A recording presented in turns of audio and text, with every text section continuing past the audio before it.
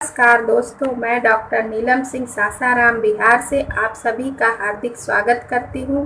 मैं इस वीडियो में acute viral disease fever cold cough का इलाज इलेक्ट्रो होम्यो मेडिसिन के माध्यम से सफलतापूर्वक किए गए अनुभव को व्यक्त कर रही हूँ। इस वीडियो के माध्यम से फीवर कोल्ड कफ के लक्षण तथा इलाज में उपयोगी दवाओं का जिक्र करूँगी।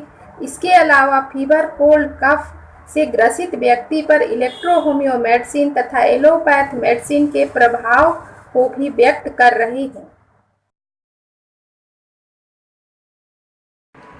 विश्व की 5वीं चिकित्सा पद्धति इलेक्ट्रो होम्योपैथ 100% हर्बल मेडिसिन है, जिसका कोई साइड इफेक्ट नहीं है।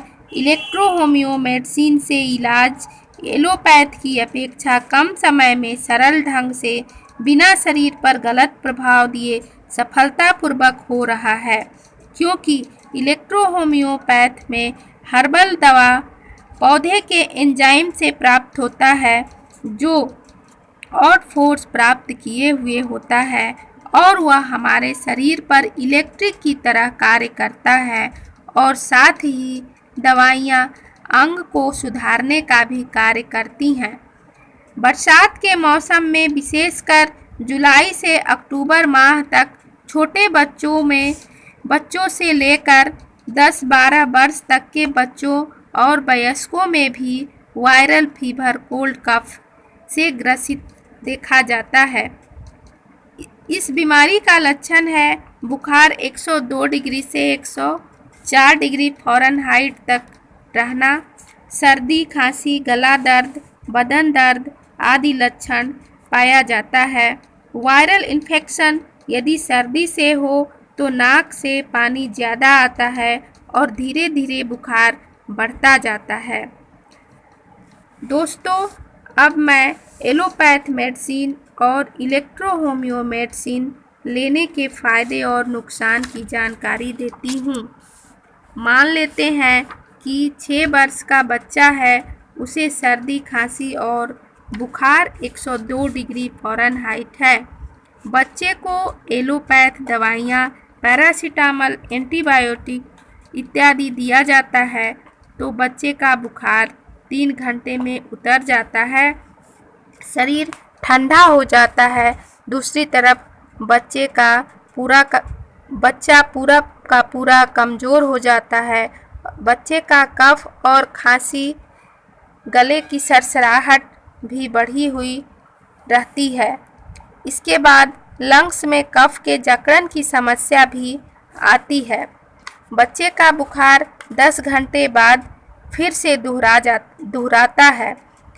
यहाँ पूर्णतः बच्चे को ठीक होने में 10 दिन लग सकता है। इसके बाद बच्चे में सूखी खांसी भी देखने को मिलेगा। ये सब इस तरह के लक्षण एलोपैथ मेडिसिन से इलाज करने में देखा जाता है। अब दूसरी ओर दोस्तों, मैं इलेक्ट्रो होम्योपैथ मेडिसिन लेने से उसी 6 वर्ष के बच्चे पर दवा के प्रभाव का जिक्र कर रही हूँ।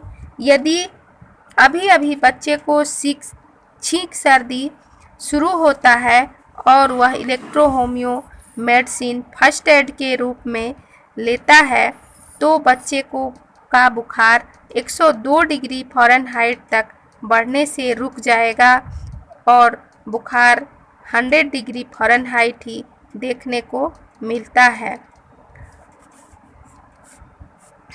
बच्चा 2 से 3 दिन में पूर्णतः ठीक हो जाएगा।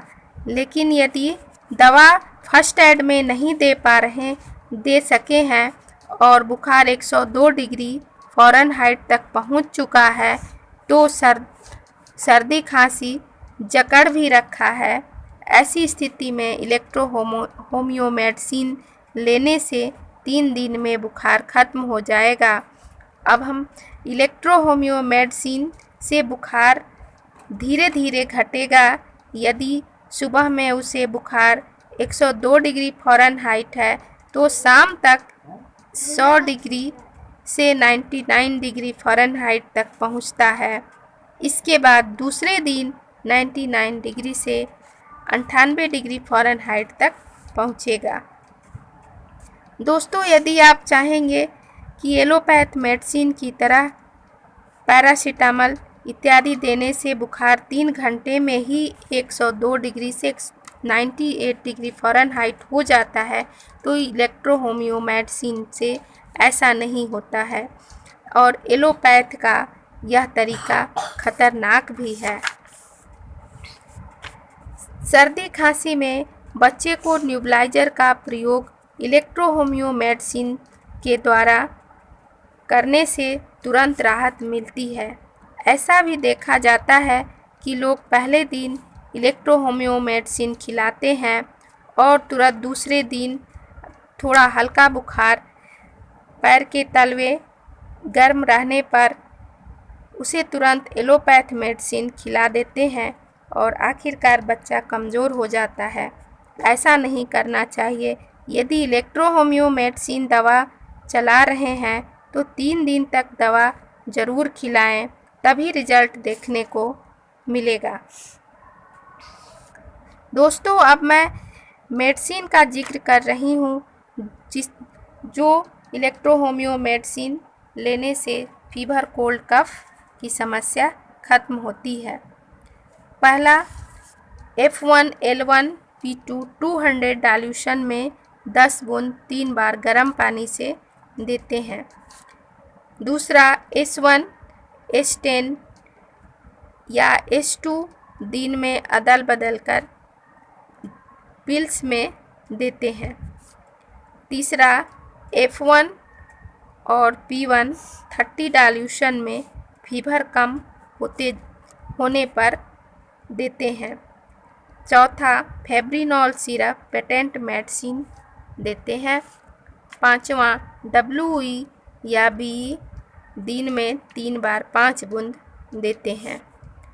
पिल्स में C5F1P2 10 गोली देते हैं। यदि पेशेंट को इस प्रकार दवाइयाँ दी जाए तो रोगी आसानी से ठीक हो जाएगा। इलेक्ट्रो होम्यो मेडिसिन लेने से घबराएं नहीं, धैर्य बनाए रखें, एलोपैथ से अधिक कारगर है। अंत में मैं इलेक्ट्रो होम्योपैथ प्रैक्टिशनर बंधुओं से मेरा आग्रह है कि वे कृपया इलेक्ट्रो होम्यो मेडिसिन से इलाज करने का प्रयास करें, क्योंकि acute viral disease fever, cold, cough का इलाज सफलतापूर्वक इलेक्ट्रो होम्यो मेडिसिन से हो रही है। इसमें मुझे अच्छी सफलता मिली है। इससे मुझे विश्वास बन रहा है कि चमकी बुखार, इंसेफ्लाइटिस में भी हम इलेक्ट्रो होम्यो मेडिसिन से सफल हो सकेंगे। चमकी बुखार के रोगी मुझे नहीं मिले हैं, लेकिन फीवर, कोल्ड, कफ में मुझे सफलता मिल चुकी है। इससे मुझे पूरा विश्वास है कि चमकी बुखार, इंसेफ्लाइटिस जैसे बीमारी में भी इलेक्ट्रो होम्यो मेडिसिन कारगर होगा। Thanks for watching. वीडियो पसंद आने पर हमारे चैनल मानसी इलेक्ट्रो होम्योज को लाइक, शेयर, सब्सक्राइब करना ना भूलें और कमेंट बॉक्स में कमेंट करना भी ना भूलें। धन्यवाद।